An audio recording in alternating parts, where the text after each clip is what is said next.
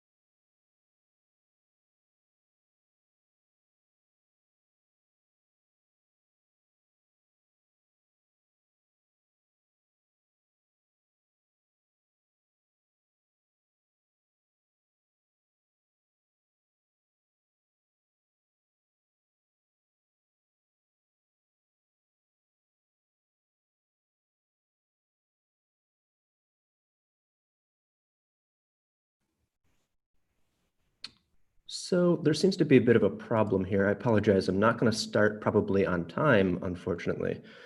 It looks like Facebook is not streaming for me. So that's not great. Not sure that I can really do anything about this. Looks like they're having some trouble just streaming to Facebook just now.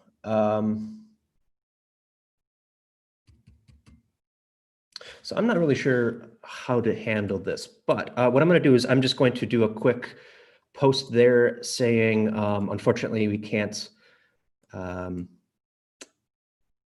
do that. And I'm just going to just bear with me for a couple minutes, a minute or two here. I'm going to try to make this work. Wonderful to get some technology cooperating on this afternoon. So yeah, just give me a second here.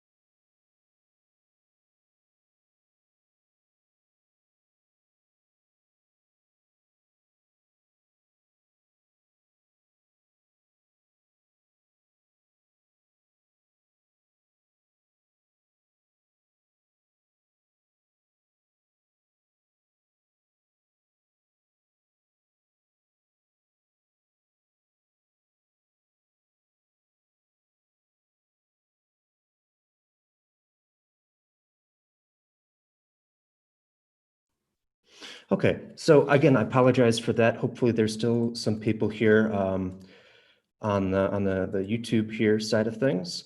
I think we're just going to get going and just talk about ski jumping. And unfortunately, it's just not going to be as helpful.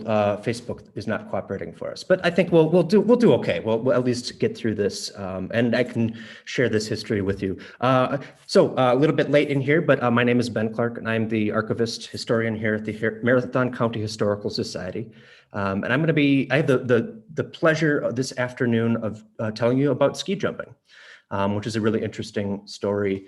And so we're going to do our best to get through it. And one of the interesting things about ski jumping is it's not just a story that is, started here and then it has this meteoric rise. It goes from basically in the early 20s, nobody knows what ski jumping is, to in the late 20s, it was dubbed the king of winter sports here in Marathon County, which is pretty big. And then within 40 years, the popularity has kind of cooled, although it kind of ebbed and flowed during that time, to the point where ski jumping is not as popular. It's not as done today, which I think is a really interesting thing. And in the meantime, there are a surprising amount of ski jumps that have existed over the years in the area. So I'm going to do my best to tell that story and try to hit as many of those ski jumps as possible.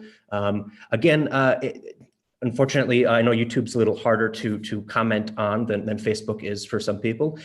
If you do have any questions, comments, concerns, statements, want to just say hello, whatever, feel free to do that. I won't be monitoring the chat during the course of the presentation, but I will take a look afterwards. We'll have some time for some question and answers at that point. So do feel free to leave anything there at any point. So ski jumping. Ski jumping, before we get into ski jumping itself, which is its own fascinating bit of history, let's just talk about skiing in general, because skiing is not it's an early thing that comes here, especially recreational skiing is what we're talking about. Recreational skiing, to go out for fun. It kind of comes in, the culmination of this happens in 1914 when, as this article shows, the Wasa Ski Club gets organized. And this is basically again, culmination of, the Norwegians who have brought in their love of skiing to the area, as well as some other, German immigrants and American converts that go along with them. So what does the ski club do? Well, they're promoting skiing, and the skiing at this point kind of looks, very, very similar, well, kind of early days for this. So the idea was you'd go out to a hill.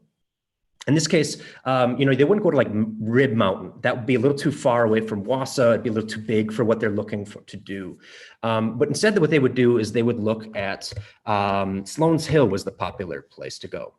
Sloan's Hill was on the west side. It's kind of Highway 7 or 17th Avenue, or kind of where Triggs is today. And that was owned by a farmer named Mr. Sloan, and so he was very happy to have them come. They would hike out there, maybe cross country ski on the way, get a group of friends, pack a lunch, make a day of it, hike up the hill, put their skis on, and come down. And they would just kind of do that over and over until they got tired or the day was threatening to be over, and then they would come home. And occasionally, if you were an enterprising young man, you might bring a shovel and then make a little, pile up some snow to make a little bit of a ramp for a jump. And that was ski jumping to the extent that it was at that point. It gets a little bit closer here in 1915, the following year after they get organized, because they actually build a ski jump. Well, it's a slide. It's not quite a jump in the sense that what we're going to see earlier. It was kind of just, as you can see from the highlighted bits here, hopefully, they got some dynamite from the local hardware store, and they kind of cut a little channel so they could kind of control how the angle of the descent. And then they had some wood that was donated from local companies that they built a little bit of a ramp, and probably the whole 35 feet. It's only about a 35 footer. With the help of agricultural school students and local ski enthusiasts. And this was basically just a way to try to get, go down at sort of a nice angle and then get a little bit of air at the top of the hill. And this may well have led to more involvement in ski jumping in sort of more organized fashion, except 1917 comes around, but 2 years later. And after 1917, things kind of cool. The whole club kind of disbands due to inactivity. World War I, we get involved in World War I. So by the time that the snow was starting to fall on Sloan's Hill, we have other issues to deal with than ski jumping, or it's just skiing in general. Eventually, we're going to see this resurgence in the mid-20s. This is kind of when people start getting interested in skiing again. And I think a big part of that comes from the Winter Olympics in 1924. This is the very first Winter Olympics to be held in the world. They decided that, hey, we should have some winter games. And so they had the Summer Olympics for the summer. And then they thought, okay, well, a couple months earlier in February, we'll have some winter games.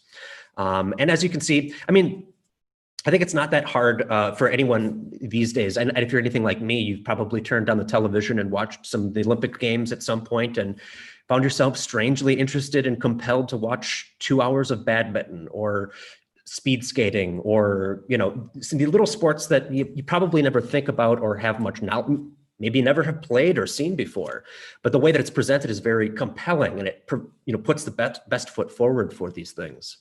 And that's no different. Even though they weren't in 1924 being able to watch the games and kind of have that commentary and that sort of produced aspect, they were still, people here in Wasa were reading in the paper. Here's what's happening. Here's the ski jump scores. Here's the magazines and journals. There was a lot of talk around this. And so that was, pretty popular. And this leads to, including ski jumping, of course. Ski jumping was one of the favorites. It was, something that people hadn't necessarily seen before or heard about. Now they were reading these accounts and people were following it with keen interest, in part because we had one of the top skiers, the American ski jumper, Anders Hagen, got 4th place. Although, interesting fact, 50 years later, there was a reunion of the skiers from the ski jumpers in Norway. And they were looking at the scorecards and they realized there was actually a mistake, and Anders Hagen of the United States actually should have gotten 3rd. And so, I think in 1975, the daughter of the ski jumper who did win the bronze medal presented it to him. So I guess 50 years better late than never, but kind of an interesting story there. Back in Wisconsin, in 1925, or December 29th of 24. So the very end of 1924, they reorganize or organize a new winter Wassa Ski Club to promote skiing. And through the efforts here, they ultimately get the ski jump, the first ski jump as we would expect it to be, built at the Rothschild Park in Rothschild. So you can see the pavilion behind this. This is an important thing. Ski jumping, which I haven't really talked about what it actually is up to this point, but it's basically, it's not hard to figure out, right? You put skis on, you go down a hill and you try to jump as far as you can, but really important to have a jump. You need having skis is great, but having something like this allows for competitive ski jumping, which kind of sets it differently than those early attempts at Sloan Hill a decade earlier. So let's take a look at actually what a ski jump consists of, because this is a kind of a good opportunity to do that. So you can see the size here. You get the telephone pole and the men, the young guys going up the hill or the jump to do some ski jumping. This particular one is made out of metal. It's got the metal structure on the bottom with a wood slide. Sometimes it's all wood, sometimes it's all metal. Kind of depends on the particular ski jump. The slide itself would be packed with snow, so they would actually have to carry up buckets of snow and dump it and kind of pack it down to create a nice slick surface. And that we'd have to do that every day. And then throughout the day, they'd have to keep touching it up, because as people would go down, the snow would get pulled along with it. So, okay, great. Here's the ski jump. What do? These guys are going to go up there, put his skis on, and then they're going to kind of as they transfer their momentum and start actually going down the hill. They're committed. This is not something you do if you're not sure. Once you're over that hump, there's no turning back. You can't stop. So the way they do it then is to try to go as fast as possible. You want to get as much speed before you hit the bottom of the ramp. At the bottom of the slide, there is this little ramp that kind of has an incline. And once you hit that, you're going to kind of jump, extend, try to get as much air. And then you're going to try to hang in the air as long as humanly possible before gravity finally pulls you back down. Speaking of coming back down, usually they would have do it where there's an open space. So they would have a frozen lake, in this case, Lake Wassa, or a river or a field, but they're not actually landing down there. They're, especially back in 1928, 29, in the early 30s, they're not going all the way. They're actually coming down on the reverse end of the slope. That's typically what they're going to go, but they're still going to try to get as far as they can. And there's still that possibility of, if you come down wrong, you might be taking a tumble, or even if you come out right, these people are giving them some space so that they can come to a stop safely. The amount of people here is pretty indicative too. This is a very participatory sport. It's not, or I should say it's not. This is not something that you're going to people are going to go, hey, I want to take a try at that. Some people will, but most people come out to see what's happening. They want to see the excitement of, the spectation, or the, it would have been really interesting just to see these guys, for the first time, having no context. Here's a guy hitting the bottom of a ramp at 40, 50 miles an hour and just flying through the air for, maybe hundreds of feet. That's pretty cool. And the spectacle of that was added to also, maybe he comes down wrong and breaks a leg. That's a possibility as well. Certainly there's an element of danger here too. And these all combine to make this a really interesting sport that people really enjoy. The Winter Frolics is what, this is particular pictures taken at. This is the like early winter carnival that was held in Wausau, kind of the precursor in some ways to the Badger, winter games, except it's also got like they crown a Badger queen or a winter frolic queen, and they have parades, and there's a lot of like festivities around this winter sports as well. But in these early years, ski jumping was one of the big draws for that event. Not only at the Rothschild Hill, but also this is another one that's credited to be in 1928 at the Winter Frolics. Although I'm not 100% sure, that's just kind of what the photos are crediting it to. But as you can see, this is a smaller jump. This is what you call a training jump. Training jumps are really important because you need to be able to learn what you're doing before you take that leap, right? You don't want to just start at the big Rothschild jump where you could easily get hurt if you don't know what you're doing. So being able to, take a young person and say, all right, here's how you put your skis and, get started. Here's how you get up in the air, get used to that sensation so that when you come down, what pose you need to hit. And if you don't, well, then at least you're not going to tumble for hundreds of feet before you hit the ground or slide down the hill, right? This particular ski jump is the Curtis factory here tells us that it's just south of it. Basically, it's across the river from where the public library is today. That's kind of on the west side of west bank of Wausau. I don't know, honestly, if this ski jump was here long term. This could very well have been a ski jump that was there for a year. Maybe they took it down during the summer and then they put it up somewhere else or sold it, or it just disappeared. We're going to see a bunch of these training jumps appear. I'm going to try to hit as many of them as I can. But yeah, there's a few of them. Don't know much about this one, but that's kind of par for the course. While I'm on the, before I move on, I also just want to mention real quick, there's an interesting gender thing here too.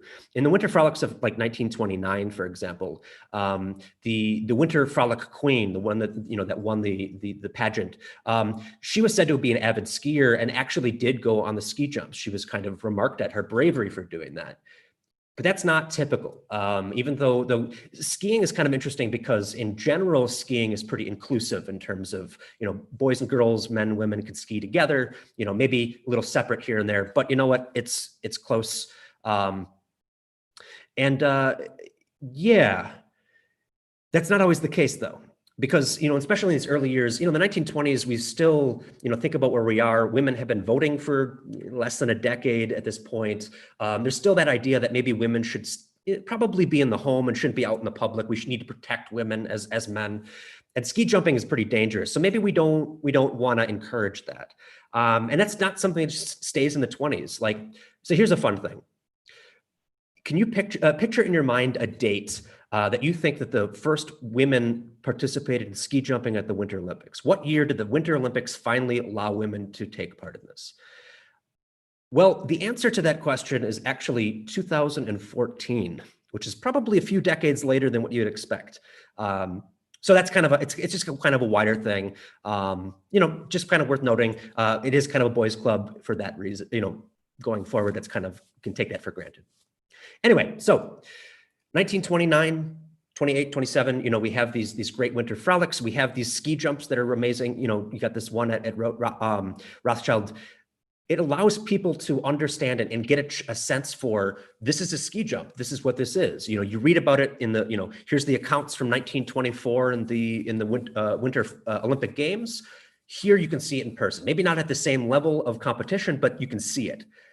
So that's really helpful. But this is maybe not the best, the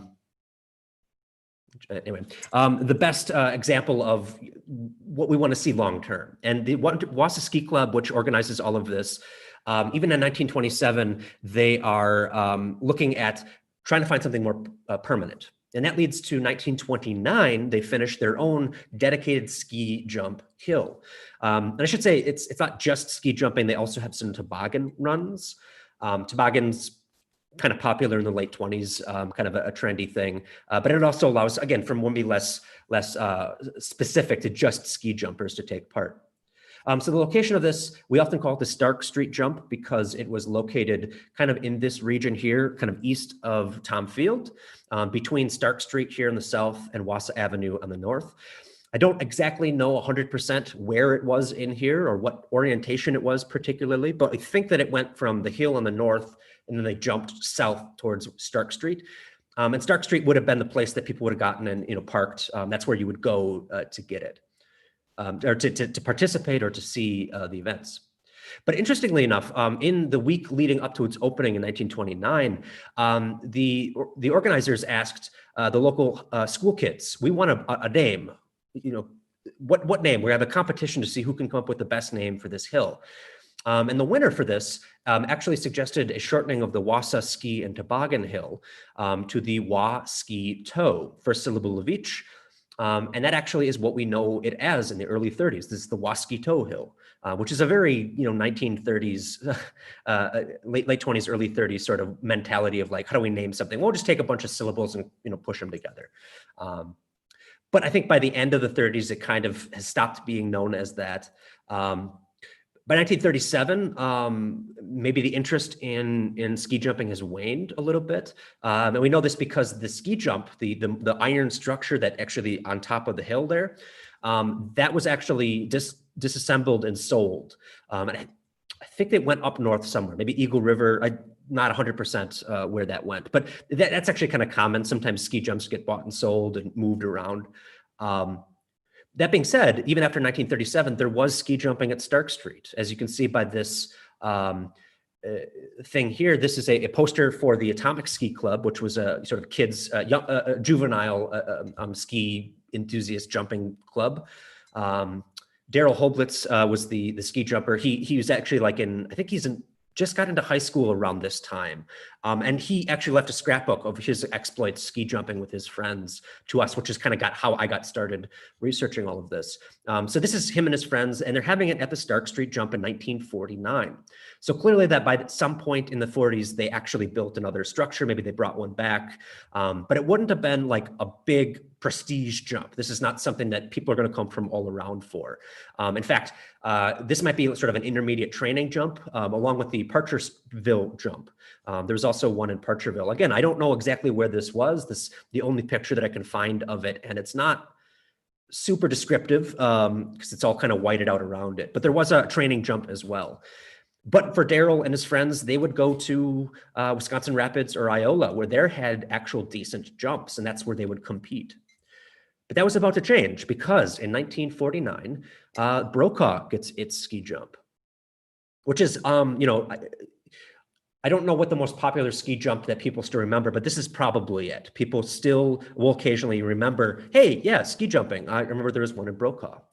And there are even people out there that still have ski jumped and still around that remember doing this here. So this is a wood structure here, as you can see. It's got cables kind of holding it in place. This would have been at the top of a hill outside of the village of Brokaw, which is, yeah. Opens in 1949, right at the end of the year. The first real serious adult competitions are held in 1950. And it's actually kind of interesting. Like if there's any question whether or not, clearly there was some ebbs and flows in the popularity of ski jumping, but with this opening, it renewed the interest in ski jumping in the area. And the way that we know this is because I'm going to read a little bit of an excerpt here of an article written by a reporter for the Daily Herald covering that first event, where he says, quote, "At times cars were lined up nearly 5 miles back to Wassa, waiting to move into the village of Brokaw for any kind of parking space within walking distance of the ski jump. I know because it took me exactly 1 hour to go from the turnoff on Highway W to the parking area at the foot of the scaffold. I could have walked faster. An estimated 6,000 people, plus an additional 2,000 turned away because there was simply no place left in Brokaw to park a car, should prove that Wassa likes its ski jumping." And yeah, sure enough. By this point in I think this is from 55, this picture, they'd actually sorted out their parking problem and they actually had, parking down here. But that gives a really good indication that 8,000 people around that wanted to come watch the spectacle of the ski jump at this point. So over the course of the 1950s, ski jumping is held in Brokaw. It's a big deal. People really love doing it. People come from all over. That first 1950, people are ski jumping. There are international ski jumpers that come to take part here, set the world record, or not the world record, the record for the hill. And there, there's robust competitions as part of the regional sort of system throughout the 1950s.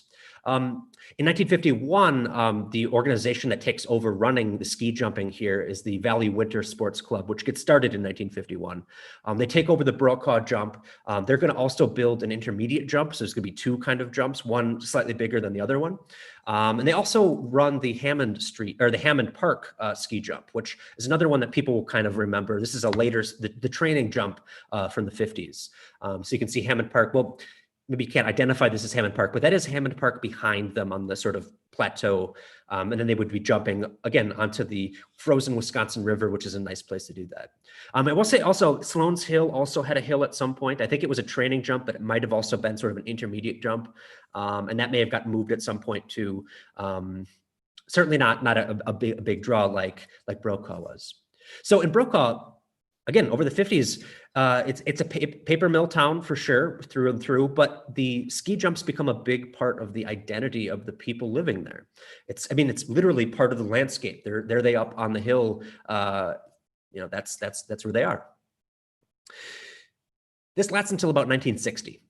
In 1960, they hold their last ski jumping competition here. And in 1966, by this point, they had a number of years of basically not being used.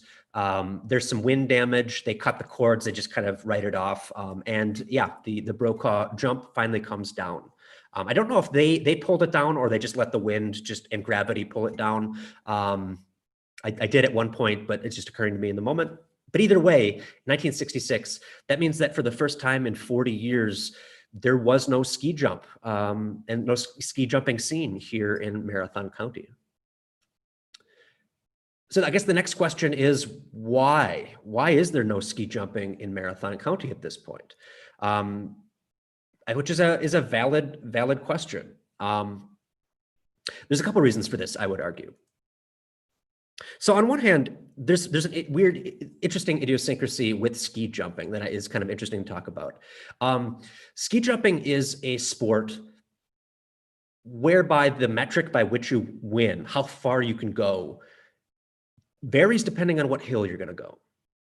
You might have the best Norwegian ski jumper come to Brokaw and take part on this hill, and he might be able to jump 600 yards at the top ski jump in the world. But here, he's not jumping 600 yards. It's just not, there's a ceiling for literally how far you can go.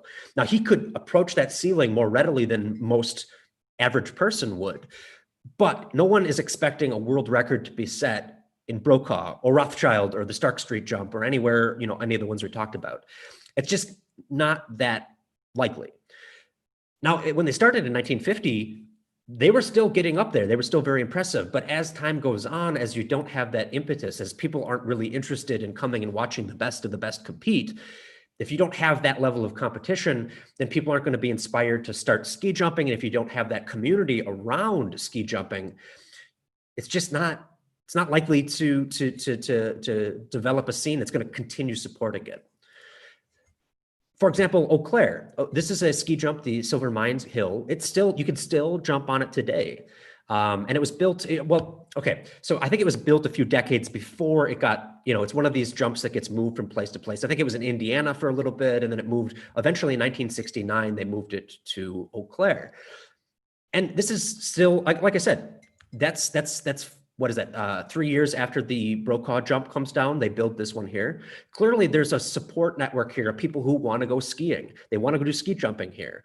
And it's not just, they built this thing. They have to, every decade or so, every couple of years, they're going to have to sink quite a bit of money into keeping this modernizing it, to keeping people interested in getting this going. Now, Eau Claire has 2 ski jumps at the moment, and there's actually a few across Wisconsin. One of the other things we have to bring up as well is Rib Mountain. Rib Mountain gets developed in the late 30s and early 40s. You have the Civilian Conservation Corps moves in 1936 at the camp at the foot of Rib Mountain.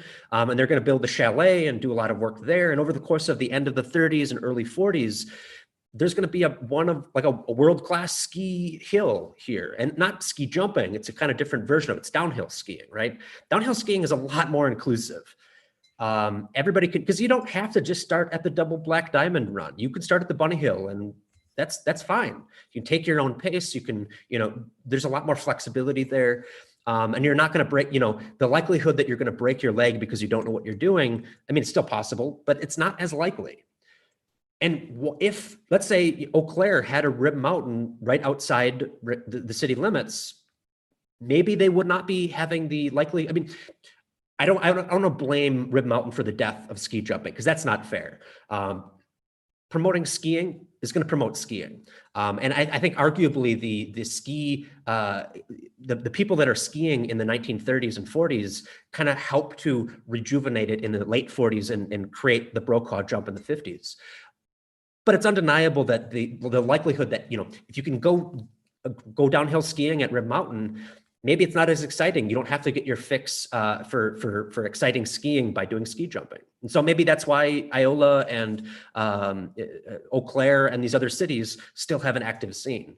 I don't know, hard to say, but ultimately they do. There's a number of ski jumps, not a lot. Again, back in the heyday, what is this? There's 6 different cities here that have active ski jumps as far as I could find today. At one point, we may have had six different ski jumps operating around the same time just in Marathon County and the surrounding area. But that's no longer the case. It's become a lot more specific. And the other thing, of course, is that ski jumping just gets more and more exciting as people push the boundaries of it, and it becomes more and more specialized. It's not just something that you can just kind of dip your toe in the same way that it maybe was a little bit more approachable in the 30s. Yeah. So I guess that's my attempt to try to explain why the ski jump is no longer a big thing.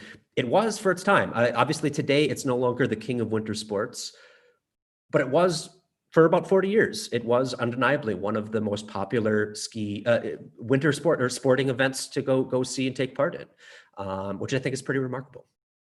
So I know we got started a little late. I'm going to check to YouTube here just to see if there's any comments. Again, I apologize if you're having to watch this and couldn't join us on Facebook. Technology didn't cooperate with us. Before I do, I just want to also say next week, just a couple plugs. If you have any last minute questions I didn't answer, now is your chance to put it in. But next week we will be back with curling, which is a sport that is still very much alive and well in Marathon County, despite its early history as well. So Gary Gisselman will be back to tell us all about that. And yeah, and then the following week, we'll round out our winter sports theme, and I will be back to do some snowmobiling, which should be fun as well.